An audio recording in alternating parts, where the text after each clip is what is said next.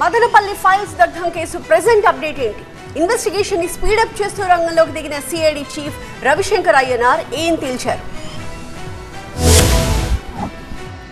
అన్నమయ్య జిల్లా Madanapalle sub collectorate files దగ్ధం కేసులో విచారణ వేగవంతం చేసింది సిఐడి. నిందితులు ఎవరో త్వరగా తేల్చాలన్న ప్రభుత్వ ఆదేశాలతో సిఐడి చీఫ్ రవిశంకర్ అయ్యనార్ నేరుగా రంగంలోకి దిగారు. తనదైన స్టైల్లో ఇన్వెస్టిగేషన్ చేస్తున్నారు. ఘటనా స్థలంలో సీన్ రీకన్స్ట్రక్షన్ చేశారు. రికార్డులు దగ్ధమైన సమయం నుంచి ఇప్పటి వరకు జరిగిన ఘటనలపై సిఐడి చీఫ్ ఆరా తీస్తున్నారు.